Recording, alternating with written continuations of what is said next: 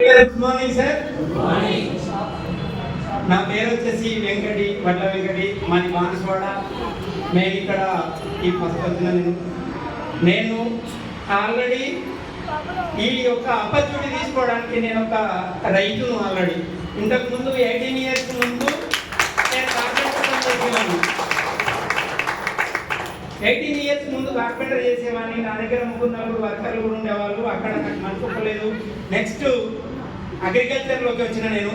అగ్రికల్చర్తో పాటు హార్టికల్చర్ చాలు చేసిన నేను. మా దోస్తులతోటి కూరగాయలు పండించడం స్టార్ట్ చేసిన. దాంట్లో ఒక 10 నుంచి 12 సంవత్సరాల సర్వీస్ నాకు అనుభవం ఉంది. మధ్యలో 8 years నుంచి నా ఫోన్కు నా నంబర్ వాళ్ళ దగ్గర ఉంది, కానీ వాళ్ళ నంబర్ నా దగ్గర లేదు. మినిమం 3 జిల్లాల రైతులు నన్ను కాంటాక్ట్ చేసేవాళ్ళు. అలాంటి కూరగాయలు పండించే స్టేజ్ మాని మా భార్య కానీ నేను కానీ మాకు బదులుండే. నెక్స్ట్ అవి కూడా కూరగాయలకు దానికి జైట్ అవుతుంది. అసలు సరైన అనుకూలమైన పరిస్థితులు ఏర్పడకుండా పాల ఉత్పత్తి కేంద్రాన్ని బంధుకు పెట్టేసి అగ్రికల్చర్ కూరగాయలు పండించడానికి మేము రెడీ అయినాము. నేను 12 సంవత్సరాలు కూరగాయలు పండించే అనుభవం లోపల పచ్చిమిర్చి కానీ అలాంటి కానీ నేను రైతు ప్రొఫెషన్ నుంచి వచ్చిన కాబట్టి అగ్రికల్చర్ గురించి మాట్లాడుతున్నా. పచ్చిమిర్చి పండించినటువంటి రైతు ఎవరైతే ఉంటారో ఆల్ ఇండియాలోనే ఉత్తమ స్థానంగా ఏ పంట అయినా పండించగలుగుతారు. అటువంటిది చాలా మంది మిర్చి అన్ని పంటలు పండించవచ్చు. సాధారణంగా మిర్చి పండి కమర్షియల్ క్రాప్, చాలా క్రిటికల్ క్రాప్. దాంట్లో నేను చాలా రీసెర్చ్ చేసుకుంటూ ఉన్నటువంటి ప్రోడక్ట్ నేను ఏ విధంగా వాడాలనేటువంటిది వాడుతూ అందరికంటే ముందు ఉత్తమ అవార్డు తీసుకునేవాడిని. పైనీర్ మేజ్ మొక్కజొన్న లోపల ప్రవక్త రైతుగా నన్ను గుర్తించిండ్రు. ఎప్పుడు 2011లో అప్పుడు ఆ ఒక్క డెమో ఇవ్వడం వల్ల పంట పండిస్తే ఒక ఎకరానికి 54 క్వింటాలు పండించిన. నిజామాబాద్ ఉమ్మడి జిల్లా లోపల 3 డివిజన్లో ఉత్తమ award. Pioneer company vice president జింకోరెల్ అమెరికా నుంచి నాకు అవార్డు ఇవ్వడం జరిగింది. అటువంటి ప్రొఫెషన్ లోపల అటువంటి నాలెడ్జ్ ఉన్న మిర్చి పండించడం చాలా ఇబ్బంది అవుతుంది.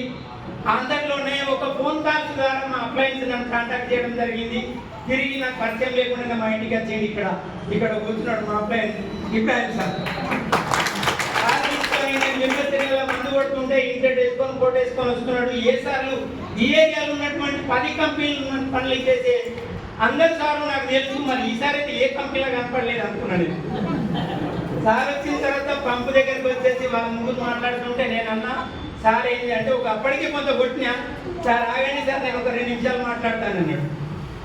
సరే టైం ఇచ్చిన. అన్ని చెప్పిన తర్వాత సార్ ఇంగ్లీష్ మందులు ఐఎస్ మార్క్ ఉన్నటువంటి సింజెంట కానీ టుబాన్ కానీ డవా కంపెనీ కానీ ఇలాంటి మంచి ఐఎస్ మార్క్ ఉన్న మందులు ఉన్నాయి. అవి వాడితేనే ఇవి సెట్ అయితే లేవు. మీరు చీమతో ఏమి చనిపోదు అంటున్నారు, వాళ్ళు లేకపోతే సార్ అని అన్నారు. ఏమనుకున్నాడు సార్? మళ్ళీ పోయిండు. వారం రోజుల తర్వాత మళ్ళీ తిరిగి వస్తే అప్పుడు అనుకున్న మానవత చూపుతాను. ఒక వ్యక్తి మన అన్ననో తమ్ముడో కూడా రాడు, ఈయన వస్తున్నాడు అంటే ఏ జన్మలో ఏ సంబంధం ఉందో. సరే ఒకసారి అవకాశం ఇస్తాను. వాళ్ళు ఇచ్చినటువంటి అగ్రిగేటెడ్ ప్రోడక్ట్ వాడిన ఇక్కడ ఉన్నదానికి మీరు ఇచ్చిన ప్రోడక్ట్ కలిపి కొట్టిన దానికి 70% డిఫరెన్స్ కనిపిస్తుంది మొక్కలు. నెక్స్ట్ సార్ నంబర్ ఫోన్ చేసిన, సార్ నువ్వు ఆ రోజు నేను మీ జైల్లోకి వస్తే నానా ప్రశ్నలు అడిగావు మాకు. మా అబ్బాయి మా పెద్ద సార్ వస్తున్నాడు, సలీం సార్ పిట్లము ప్రొడక్ట్ ఎక్కడ దొరుకుతుంది అని అడిగితే పిట్లం రండి అక్కడ సార్ వస్తాడు, ప్రశ్నలు ఎన్నో పోతాయి అని అన్నాడు. సరే రైట్ అని చెప్పి నేను అన్న నా కూరగాయల టీం నుంచి ఒక 6-3 బండ్ల మీద తీసుకొని పిట్లం వెళ్ళా. నేను ఇతరులతో కూర్చుంటే అక్కడ బోర్డు మీద చెప్పుకుంటే ఒకరు 10 మంది 10-100 మంది అంటే వీళ్ళు చివరికి అడిగేటట్టున్నారు, ఫస్ట్ డబ్బులు అడిగేటట్టున్నారు, మా ఎంతున్న వాళ్ళు అడుగుతున్నారు. నేనన్నా ఇప్పటికైతే ఏం అడగలేదు కదా, చివరికి అడుగుతాంటే మళ్ళీ వస్తా అని చెప్పి మనం వెళ్ళిపోదామని చెప్పింది. సార్ చెప్పిన తర్వాత చివరికి వచ్చిన తర్వాత అప్పుడు నాకు ఆ ప్లాన్ అర్థమైంది. ఈ రోజు శ్రీనివాస్ సార్ చెప్పినటువంటి ప్లానే ఆ రోజు సలీం సార్ చెప్పింది.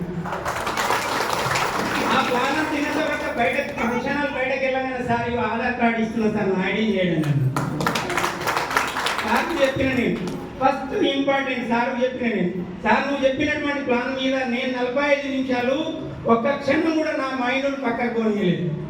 ఎందుకంటే అగ్రికల్చర్ డిపార్ట్మెంట్లో మీటింగ్కి వెళ్తే ఆ సార్లకు మధ్యలో కాకుండా చివరికి నేను మినిమం 4-5 ప్రశ్నలు తప్పకుండా అడుగుతాను. కాబట్టి సార్ అడిగిన ఐడి చేసుకున్నా కాబట్టి వెంటనే సార్ చెప్పిన నేను బిజినెస్ సార్ ఏళ్ళ మీద చేస్తా అని చెప్పిన ఒక 1 ఇయర్లో నేను డైమండ్ లెవెల్ కూర్చున్నాను. సార్ ఈ వయసులో ఈ టైంలో నాకు 20,000 వస్తే చాలు అని అన్నా నాకు 30,000-35,000 వస్తున్నాయి. నేను ఒక 10 మందికి హెల్ప్ చేయాలనుకుంటున్నా. ప్రొడక్ట్ వాడడం వల్ల మన ఆరోగ్యం, మనము ఇంకో 10 మందికి ఆరోగ్యం చేయడం జరుగుతుంది. థ్యాంక్ యూ నాకు ఈ అవకాశం ఇచ్చింది.